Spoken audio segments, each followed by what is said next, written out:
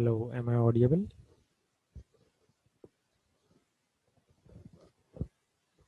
Yes, sir. Okay, thank you.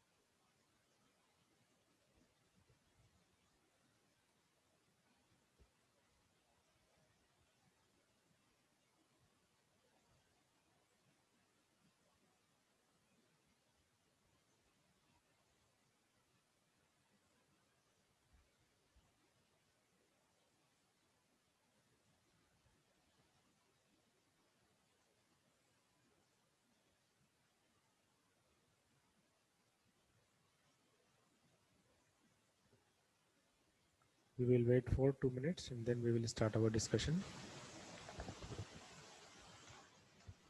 Okay, sir.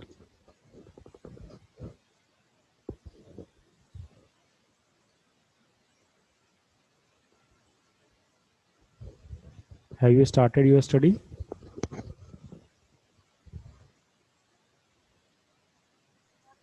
Yes, sir.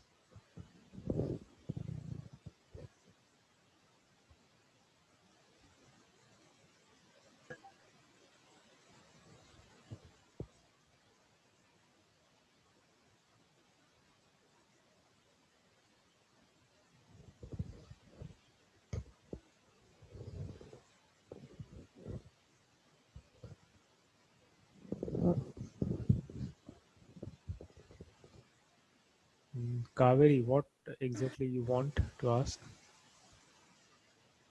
You can मतलब speak. कितने difficult question पूछते जाएंगे level का होगा डिफिकल्ट का Your voice is not audible, Kaveri.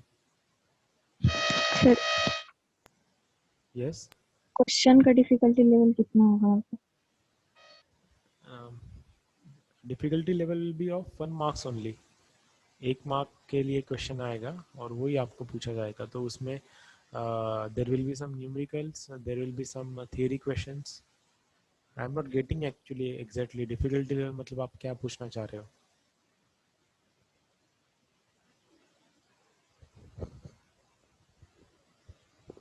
Yes Kaveri, what sir एक exactly? Sample paper दे दो ना। Sample paper? हाँ सर। ओके, उसका क्या करेंगे आप? सर कैसे क्वेश्चन आएंगे ये थोड़ा सा समझेगा ना।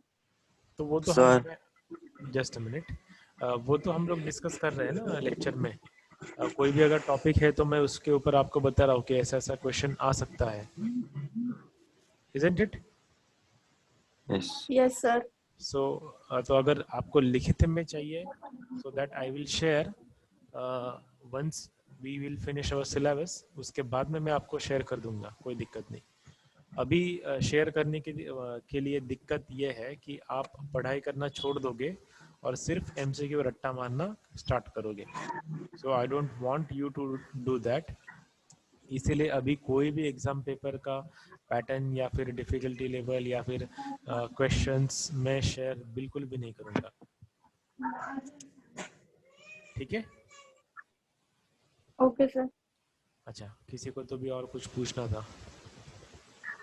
सर जी. एमसीक्यू से ऊपर टेस्ट ले लो ना, फिर नहीं तो. हाँ, तो वो टेस्ट हम लोग लेंगे ना. थोड़ा रुको, सब्र करो, हम लोग टेस्ट लेंगे, Yes, sir. Don't worry. Anything to ask? कुछ पूछना है और? Shall we start? Yes, sir. Yes, sir. Okay चलो।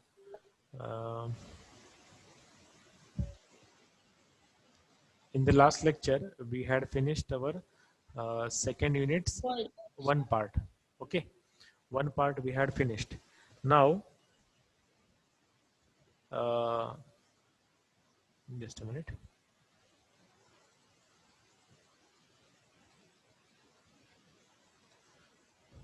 Now in the first part we are going to discuss the different laws of the thermodynamics.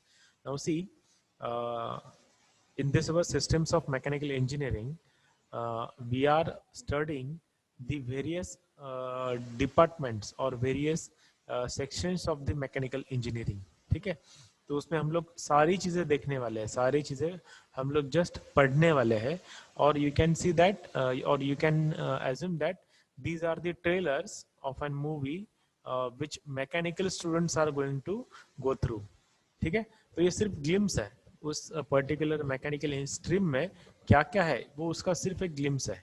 ठीक है, just like what we discussed in first unit, that is तो उसमें हमने power plant देखा. ठीक है, तो पावर प्लांट इंजीनियरिंग ये एक सेपरेट सब्जेक्ट है which is for 100 marks, isn't it, for the final year students. And we have a topic in our first unit which is for hardly 10 marks, isn't it? So एक सिर्फ उस picture का ये trailer है. वैसे ही हमने कुछ पावर प्रोड्यूसिंग डिवाइसेस देखे, सो वो डिवाइसेस फ्लूइड मैकेनिक्स में है या फिर थियरी ऑफ मशीन्स में है, ऐसे अलग अलग टॉपिक्स में वो सब टॉपिक्स वहाँ पर कवर किए गए हैं. ठीक है, now then we saw the one part of your second unit which is nothing but the what we can say engines के ऊपर था. ठीक है, so ये engines के ऊपर का एक सेपरेट दो अलग अलग सब्जेक्ट्स है सेकेंड ईयर में जाने के बाद मैकेनिकल के बच्चों को. ठीक है, हमें एक कुछ पोर्शन वहाँ पे वर्किंग के लिए जो वर्किंग था वो पोर्शन हमने सेकेंड यूनिट में देखा, but exact working, in depth working और भी सारे टर्मिनोलॉजीज, इफिशिएंसीज, वो सारी चीज़ें मैकेनिकल के बच्चों को सेकेंड ईयर में पढ़नी है. ठीक है, उसके बाद एक थर्मोडायनामिक्स करके एक उनका सब्जेक्ट होता है. ठीक है, which deals with the heat energy and its utilization. तो वो फिर से सेकेंड ईयर वालों बच्चों को पढ़ना होता है. तो उसका एक ट्रेलर अब हम लोग यहाँ पे पढ़ेंगे. देन थर्ड ईयर में एक हीट ट्रांसफर करके सब्जेक्ट है, सो वो हीट ट्रांसफर का थोड़ा सा पार्ट हम लोग अभी इस यूनिट में देखने वाले हैं. So what I am trying to say is that कि आप अभी हम लोग जो कुछ भी पढ़ रहे हैं वो सिर्फ एक स्मॉल पोर्शन है मैकेनिकल वाले जो भी पढ़ने वाले हैं, या फिर इंट्रोडक्टरी सेक्शन है सारे सब्जेक्ट्स का. सो इन डेप्थ हमें कहीं पर भी जाना नहीं है. न्यूमेरिकल्स भी है तो वो भी इन डेप्थ कहीं पर भी हमें जाना नहीं है. सिलेबस पॉइंट ऑफ व्यू भी हमें इन डेप्थ कहीं पर भी जाना नहीं है. ठीक है, because this whole subject is applicable for all the streams. तो ये सिर्फ ग्लिम्स है. ठीक है, have you understood this? Yes, sir. Yes, sir. Yes, sir. Okay, very good. Yes, sir. Now, Yes, sir. so yes, okay, thank you. Now we will start the this topic particularly. But prior to that, have you gone through this particular syllabus, thermodynamics syllabus, in your 11th and 12th? Yes, sir. Yes, sir. Yes, आपने ये पहले पढ़ा है. ठीक है, तो अभी इसके ऊपर हम लोग थोड़ा सा फास्ट फॉरवर्ड का बटन प्रेस करके फास्ट हम लोग आगे बढ़ सकते हैं. Okay, now zeroth law of thermodynamics. So what exactly the statement is? If two bodies A and B are in thermal equilibrium with a third body C, then the two bodies A and B will be also in the thermal equilibrium with each other. ठीक है, तो ये आपने पढ़ा हुआ है. सो I think इसमें कुछ डाउट नहीं है. इसमें सारे डेफिनेशंस है और उसका एक एप्लीकेशन है, वो एप्लीकेशन हम लोग या फिर डेफिनेशन हम लोग देखने वाले हैं, ठीक है।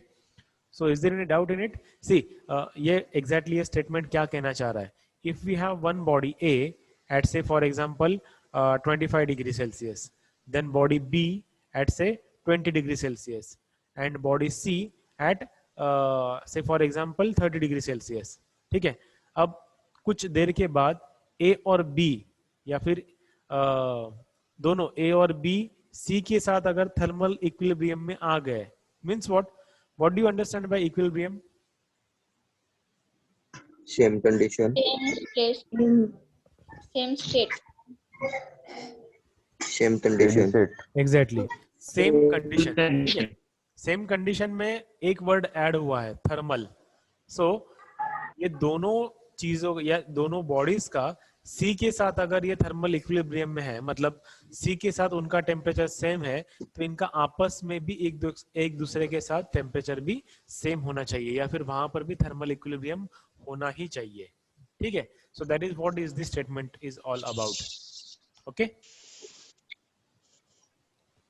नेक्स्ट, ये बहुत बार आपने पढ़ा है बट अभी उसे समझने की हम लोग कोशिश करेंगे। फर्स्ट लॉ ऑफ थर्मोडायनामिक्स, ठीक है। The heat and mechanical work are mutually convertible, isn't it? दोनों कन्वर्ट हो सकते हैं क्या, हीट एंड मैकेनिकल वर्क हो सकते हैं क्या? Can you give me one example? Can you give me one example of it? Yes, anyone? Sir, we studied in engines. Sorry, In engine, working of engines. अच्छा, working of an engine. See, very good. Yes, sir. Over there, what we are doing, we are converting chemical energy of the fuel into the heat energy of the fuel, or into the heat energy, ठीक है? And then that heat energy we are utilizing or we are converting into the mechanical work. तो ये हम लोग कर सकते हैं, heat to mechanical कर सकते हैं, ठीक है? Now, can you give me any example where we are doing mechanical to heat?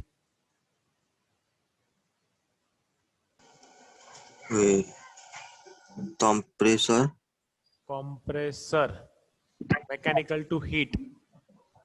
Is it the example? Heat pump. Heat pump. Yes, very good. Heat pump can be the example. Means what? We can convert work into the heat energy.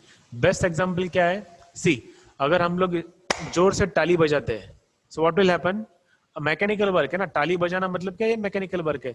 एक हाथ दूसरे हाथ के contact में आया हुआ है और वो जोर से आया, all of a sudden it has happened. So what has happened over there, दोनों जब एक दूसरे के साथ टकराते हैं, some energy is liberated in the atmosphere या फिर एटमॉस्फेयर में चली गई in the form of sound, और कुछ एनर्जी है जो हाथों के ऊपर है in the form of heat. So यहाँ पर हमने मैकेनिकल वर्क को हीट में कन्वर्ट कर दिया, ठीक है। सो ये दोनों हम लोग चीजें कर सकते हैं। Have you understood this statement? Yes, sir. Very Yes, good. sir. See, Yes, sir. the next statement is yes, thank you. Energy conversion statement.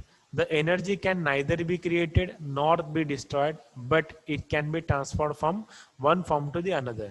हम लोग एनर्जी बना नहीं सकते या फिर उसको मिटा भी नहीं सकते, ठीक है, बट उसको एक फॉर्म से दूसरे फॉर्म में हम लोग ट्रांसफर कर सकते हैं। So these are the first two statements of the first law of thermodynamics, ठीक है। बट अगर हम लोग देखेंगे, आगे चल के देखेंगे, अभी ये हीट एनर्जी, अभी हमने सेम एग्जांपल कंटिन्यू करते हैं। जब हम लोग दोनों हाथ एक दूसरे के कांटेक्ट में लाते हैं तो उस समय ताली बजती है, ठीक है। सो ये टोटल फोर्स हीट में कन्वर्ट हुआ क्या? नहीं हुआ। कुछ पोर्शन या फिर कुछ एनर्जी साउंड एनर्जी में कन्वर्ट हुई और कुछ एनर्जी हीट में कन्वर्ट हुई। So we are not getting the exact first statement. पूरा जो वर्क है वो हीट में कन्वर्ट हुआ क्या?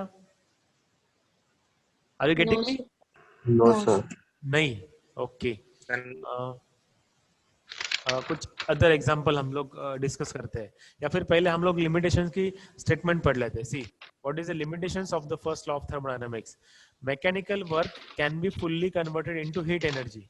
अगर मैकेनिकल एनर्जी है तो उसका कन्वर्जन हीट में हम लोग फुल्ली कर सकते हैं, but only the part of the heat energy can be converted into mechanical energy. तो मतलब जो कन्वर्जन है उसमें 100% कन्वर्जन कब पॉसिबल है, जब हम लोग मैकेनिकल टू हीट कर रहे हैं तब। बट जब हम लोग हीट से मैकेनिकल कन्वर्ट कर रहे हैं, just take an example of your heat engine और या फिर आईसी इंजन, वहां पर हम लोग हीट एनर्जी का कन्वर्जन मैकेनिकल वर्क में कर रहे हैं, बट उसका इफिशियंसी 100% नहीं होता है हमेशा। There is some part of an energy which is lost in the atmosphere. That is what is the statement और the limitations of the first law of thermodynamics. 100% conversion कभी भी हम लोग नहीं कर सकते, there will be some losses over there. Okay, so that is what is the limitations of the first law of thermodynamics. ये limitations देखकर फिर second statement आ गया, that is nothing but the second law of thermodynamics. ठीक है, उसमें भी दो अलग अलग statements है। one statement is given by the Kelvin Planck, ठीक है, which is known as Kelvin Planck statement, and another statement is given by the Clausius statement. ठीक है, अब ये दोनों स्टेटमेंट्स देखने से पहले have you seen surf excel ad? आप लोग टीवी बहुत कम देखते होंगे, बट उसमें भी आपने सर्फ एक्सेल की एड देखी होगी। Yes, sir. एक बोलता है यस यस, एक बंदा बोलता है कि जाएगा, कलर जाएगा, और एक बंदा बोलता है कि दाग जाएंगे। कलर नहीं जाएगा एक बोल रहा है, और एक बोल रहा है कि दाग जाएंगे। ठीक है, it is similar thing. Are you getting me? Yes, sir. Okay. Yes, sir. दोनों का कहने का मतलब एक ही है, केल्विन प्लैंक का और क्लॉसियस स्टेटमेंट का, बट उनके स्टेटमेंट्स अलग अलग है। जस्ट लाइक कि रंग नहीं जाएगा बट दाग जाएगा, और ये बोल रहा है कि दाग जाएगा, रंग के बारे में उसने कमेंट नहीं किया। ठीक है, both are the same thing. अभी हम लोग स्टेटमेंट पढ़ते हैं। ठीक है, what Kelvin Planck says, it is impossible to construct an engine working on a cyclic process whose sole purpose is to convert all the amount of heat energy from single thermal reservoir into an equivalent amount of work. मतलब एक ही reservoir से अगर हम लोग कुछ heat लेते हैं और उसको कन्वर्ट करने की कोशिश करते हैं इक्वल अमाउंट ऑफ वर्क में, तो ये पॉसिबल नहीं है। Are you getting me? So it is not possible कि हम लोग पूरा का पूरा हीट एनर्जी कन्वर्ट करेंगे मैकेनिकल वर्क में या फिर किसी और फॉर्म में। कुछ ना कुछ तो भी वहां पर लॉसेस होगा ही होगा। Are you getting me? This is what is the statement of the Kelvin Planck. समझ में आ गया क्या ये statement? Yes, sir. Okay, Yes, sir. अब इसी से मिलता जुलता बट उसने अलग वर्ड्स यूज किए हैं, अलग कुछ दिखाने की कोशिश की है।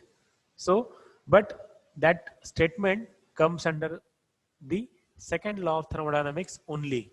So that is nothing but the Clausius statement. ठीक है, so what the statement is, it is impossible for self acting machine working in a cyclic process to transfer heat from a body at lower temperature to a body at a higher temperature without the addition of an external agency. ठीक है, ये तो समझने के लिए आपके लिए बहुत आसान है। Now see, say for example, एक बॉडी है which is at 50 degree Celsius. ठीक है, and it is kept in the what we can say, it is kept in the atmospheric condition. ठीक है, एटमॉस्फेयर में उसको हमने रख दिया ऐसे ही। so what will happen, how the heat transfer will take place, can you tell me? Higher to lower. Higher to lower means from body to surrounding, isn't it? Yes. sir. Yes. from body to surrounding, ये natural flow है, isn't it? तो ये statement भी वही Lower. कहना चाह रहा है। नेचुरल प्रोसेस क्या है, higher temperature to lower temperature heat transfer होगी। ठीक है, बट ये स्टेटमेंट क्या कह रहा है कि इट इज इम्पॉसिबल है लोअर टू हायर जाना on its own. Lower to higher जाना मतलब क्या? सराउंडिंग में से हीट एब्सॉर्ब करके उस बॉडी में फिर से हीट ऐड करना, ये इम्पॉसिबल है। पॉसिबल कब होगा? कि जब हम कोई एक और ऐसा कोई डिवाइस वहां पर फिट करेंगे और वो डिवाइस सराउंडिंग में से हीट एब्सॉर्ब करेगा और वो एब्सॉर्ब्ड हीट उस बॉडी के अंदर भेज देगा। तो इस स्टेटमेंट के दो अलग अलग मीनिंग है, ठीक है। तो फर्स्ट मीनिंग क्या है कि नेचुरली ये होना पॉसिबल नहीं है, और सेकंड मीनिंग क्या है, ये पॉसिबल है। कब पॉसिबल है? जब हम लोग कोई भी एक डिवाइस हम लोग अगर वहां पर फिट करते हैं, then it is possible. I hope आपको समझ में आ रहा है, और मैं थोड़ा सिंप्लीफाई करके बताने की कोशिश कर रहा हूं, but is it, are you getting the things? Yes, sir. Yes, sir. Yes, sir. तो क्लॉसिस स्टेटमेंट के दो पहिए हैं या फिर दो पहलू है। एक पहलू वो बोल रहा है कि नेचुरल फ्लो के बारे में वो कमेंट कर रहा है, and second thing is it is trying to add one external agency if that particular things need to happen. अगर वो करना ही है हमें, तो वो करने के लिए एक एक्सटर्नल एजेंसी की जरूरत पड़ेगी, ऐसा उसका कहना है। Have you understood both this statement? Yes, sir. Very good. Yes, sir. Don't scribble, माने, don't scribble. Okay. Now, अब हम लोग इसका एप्लीकेशन देखेंगे, ठीक है। तो वो एप्लीकेशन देखने के लिए कुछ डेफिनेशन है, वो हमें जरूरी है, ठीक है। Now very first definition is heat reservoir. So what is it? It is a body of infinite heat capacity. This is what is important. Infinite heat capacity, which is capable of absorbing or rejecting an unlimited quantity of heat without affecting its own temperature. ठीक है। तो ये reservoir क्या होता है कि जिसको कुछ भी फर्क नहीं गिरता कि उससे अगर हम लोग हीट एब्सॉर्ब कर लेंगे या फिर उसमें हीट हम लोग रिजेक्ट करेंगे, तो उसका ओन टेम्परेचर चेंज नहीं होता। Are you getting me? उसका बेस्ट एग्जांपल है ओशन या फिर एटमॉस्फेयर। अब हम लोग ये थोड़ा एग्जांपल लेके डिस्कस करते हैं एटमॉस्फेयर कैसे, ठीक है। अभी सपोज हमने एक एटमॉस्फेयर में या फिर ठंड का मौसम है, ठीक है। तो उस ठंड के मौसम में हमने कुछ एक फायर जलाया है, ठीक है। अपन शेकोडी करते हैं, समझा। तो हम what we are doing, we are adding heat in the atmosphere, but will it happen that वहां पर वो जो फायर के नजदीक जो टेम्परेचर है वो बढ़ जाएगा, ठीक है। And if we are doing that particular fire in Pune, but whether that same temperature will rise in Mumbai, ऐसे होगा क्या? Same temperature rise will happen in Rajasthan, ऐसे होगा? No, sir. नहीं। No. हम लोग कितनी भी हीट ऐड करें एटमॉस्फेयर में, तो वो उसका ओन टेम्परेचर है वो चेंज नहीं करेगा। उसका सेकंड एग्जांपल देखते हैं। If suppose a person who is sitting in the Rajasthan और उसने अपने कमरे में एसी बिठा लिया, ठीक है। तो उसने वहां पर एसी बिठाया है, तो मुंबई वाले बंदे को वहां पर ठंड लगेगी, ऐसा होगा? No, sir. Exactly. So this is what is the example of heat reservoir. हम लोग कुछ भी करें तो वो हीट रिजर्वॉयर का उसका खुद का टेम्परेचर वो चेंज नहीं करेगा। Okay, that is what is the example of heat reservoir. Then next is heat source, ठीक है। So what this particular heat source is, a reservoir और a body which is at higher temperature is known as source or is known as heat source। तो जब भी हम लोग कोई example लेने वाले हैं तो उसमें दो चीजें रहेंगी, एक तो body which is at high temperature and second one body which is at lower temperature. So the body which is at high temperature is nothing but the source, और the reservoir which supplies the heat to the system is called as an source। जो heat को supply करने वाली है that is nothing but the source. ठीक है. Then next is the heat sink. The reservoir at a lower temperature is called as an sink. जिसका temperature कम है that is nothing but the sink. ठीक है. या फिर अलग वर्ड्स में the reservoir which absorbs the heat from the system is called as an sink. Have you understood this? Supply करना, absorb करना, ये दो चीजें. Then higher temperature, lower temperature, ये दो चीजें. ठीक है. I hope ये तीनों definitions आपको समझ में आ गई है. Is it? Yes, sir. Yes, sir. Yes, sir. Very good, very good. Now we will move to the next example. This is the first example. That is nothing but the heat engine. ठीक है. तो इसके ऊपर हमें numericals आ सकते हैं. Again ये जो पार्ट है ये थोड़ा फेवरेट पार्ट है एग्जामिनर का. इसके ऊपर वो क्वेश्चंस बना सकता है या फिर न्यूमेरिकल्स भी इसके ऊपर आ सकते हैं. ठीक है. So the heat engine. हाँ, अभी किसी ने पूछा था कि कैसे कैसे क्वेश्चंस आएंगे, डिफिकल्टी लेवल क्या होगा. एक जस्ट एक एग्जांपल दे देता हूँ आपको. अब ये डायग्राम है. ठीक है. ये डायग्राम आपको दे देंगे और ये डायग्राम के ऊपर से आपको option a b c identify करना है. वो आइडेंटिफाई दी सिस्टम और दी आइडेंटिफाई द डायग्राम. कौन सी डायग्राम है? So option A heat engine, option B refrigerator, option C refrigerator heat pump, option D none of the above, all of the above, like this. So आपको वो system देखना है, वो study करना है और देन आपको कमेंट करना है या देन आपको ABC सिलेक्ट करना है. ठीक है. This is the one way of asking the question. Second way of asking the question, identify the diagram और या फिर correlate the proportionate diagram. Question में दिया है हीट इंजन और नीचे आपको 3-4 डायग्राम दिए गए होंगे, तो उसमें से आपको एग्जैक्ट डायग्राम सिलेक्ट करनी है.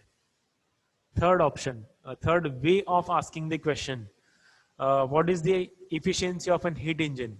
तो वो इफिशियंसी का फॉर्मूला आपको वहां पर दिया गया होगा या फिर अलग अलग फॉर्मूलेस होंगे, उसमें से आपको एक फॉर्मूला कोई के ऊपर आपको क्लिक करना है.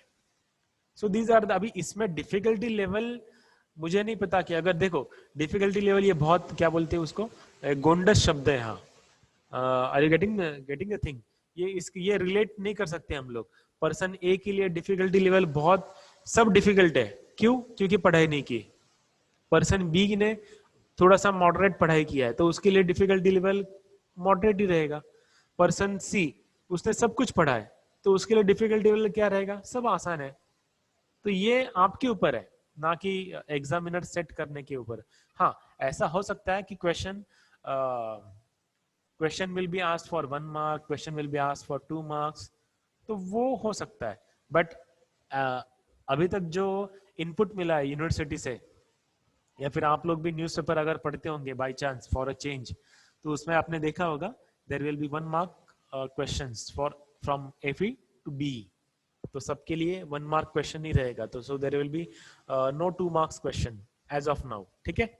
जैसे आगे अगर कुछ नया गाइडलाइन आता है that we will share. Is it okay? Difficulty level समझ में आ गए आपको? Yes, sir. Yes, sir. So now, Yes, sir. yes, okay. Now you can apply your own creativity. आप ही मुझे अभी MCQs बना के भेज सकते हो. सर देखो इस क्वेश्चन के ऊपर या फिर इस टॉपिक के ऊपर ऐसा ऐसा क्वेश्चन पूछा जा सकता है, या आप ही मुझे बना के भेज सकते हो. Isn't it? मुझे भेजने की जरूरत नहीं है अभी. बराबर है ना? Yes, sir. अभी कोई यस नहीं बोल रहा है.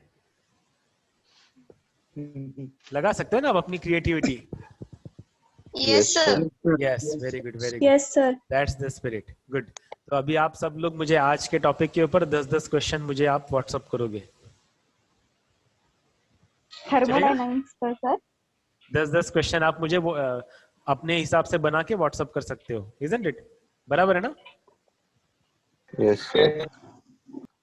पर जहाँ पे होमवर्क दिया वहाँ पे थोड़ा आवाज कम हो गया. Sir Don't worry. थर्मोडायनामिक्स पर ही बनाना है. बना के Yes, sir.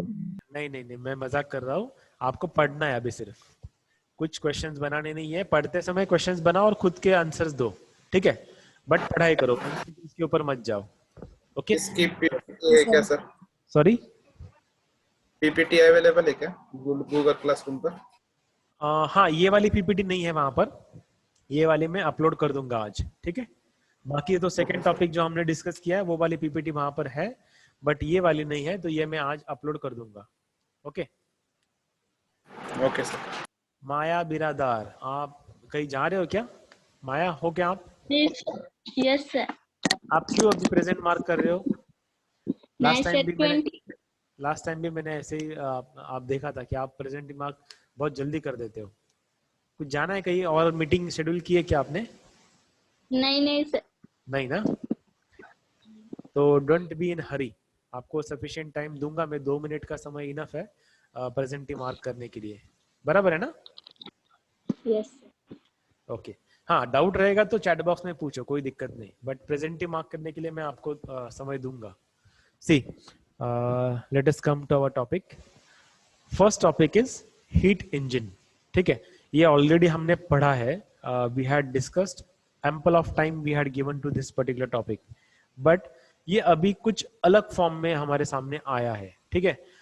So let us discuss it. Heat engine, a device which can produce the work continuously, which can produce the work continuously, ठीक है, that is which operates on a cyclic process at an expense of heat input, ठीक है।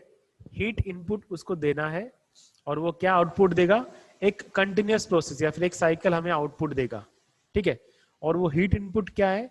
Fuel burned, मतलब जो भी fuel है उसको burn कर रहे हैं हम लोग, और वो बर्निंग से जो भी हीट प्रोड्यूस होने वाली है, that is nothing but the heat input. Okay, so a device which can produce the work, so what is the production of the work? That is nothing but the mechanical energy. तो वो mechanical energy वो device continuously दे सकता है। कब दे सकता है? जब उसे एक इनपुट मिले, वो जो कि इनपुट हीट इनपुट हो, and that particular device is called as an heat engine. Have you understood this definition? Yes Yes, sir. Very good. Yes, sir. So what is the application of heat engine? SI engine and CI engine is what is the application of heat engine, ठीक है। अब इसको हम लोग थोड़ा और पढ़ते हैं। This is the device which is nothing but the heat engine, ठीक है। Then we have one source which is at T1 temperature and which is high temperature reservoir, okay. Then we have a sink or a device which is at T2 temperature, which is at low temperature reservoir, high temperature reservoir, low temperature reservoir, source sink, और बीच में ये device है heat engine device, okay.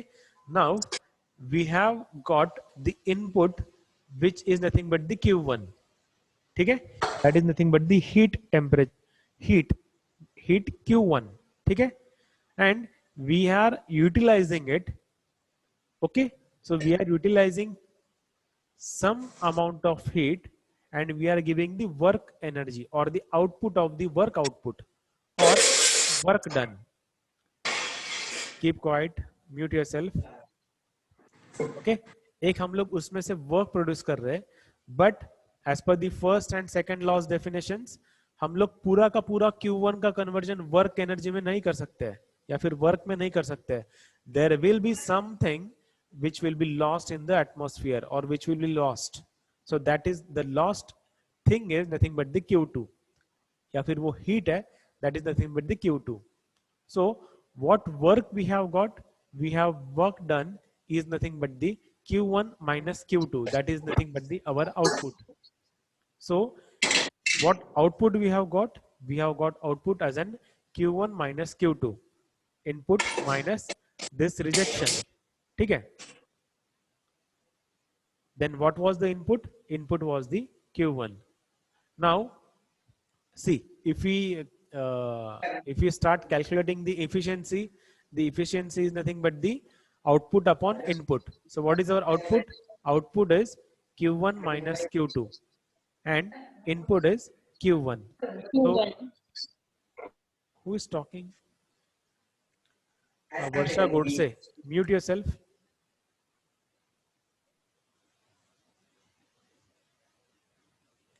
Okay, so if we want to calculate the efficiency, then it will be output upon input.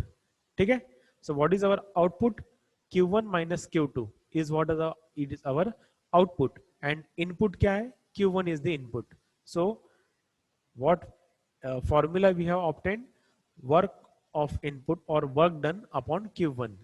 So if we go on simplification, 1 minus Q2 upon Q1 is what is the efficiency of an heat engine. Are you getting me?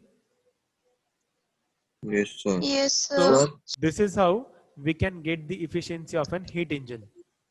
Okay, now from this, what you can tell that whenever efficiency we are going to calculate, it will be less than 100%. How come? See, जो कुछ भी हम लोग efficiency obtain करने वाले हैं, it will be less than 100% because it is going to be deducted from 1. कुछ भी हम लोग यहाँ पर कर लो, वो 1 में से माइनस होने वाला है, ये रेशो. ठीक है? So it is obvious that efficiency will be less than 1 only. Understood? Sir, Yes. sir, y equal to output upon input येते हा? हाँ, ये y नहीं, efficiency का symbol है. It is like this. Just a minute. It is the symbol of efficiency.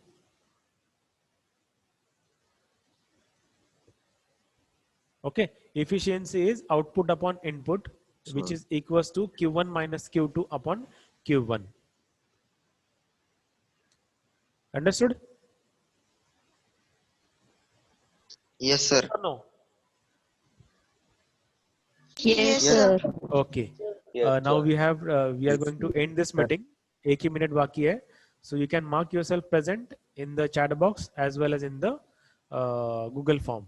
And if you have any doubt, you can be in the meeting. आप continue कर सकते हो. अगर doubt नहीं है, you can leave the meeting.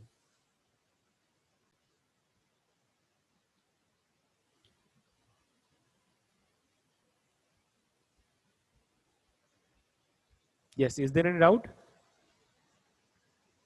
Or No, we sir. will revise this again tomorrow. ठीक है? Yes. Sir आज ही पीपीटी शेअर करणार ना तुम्ही? Sorry. ही पीपीटी शेअर करणार ना? हो, आज हे PPT मी अपलोड करतो त्या Google Classroom मध्ये. Okay sir, thank you. Anything else?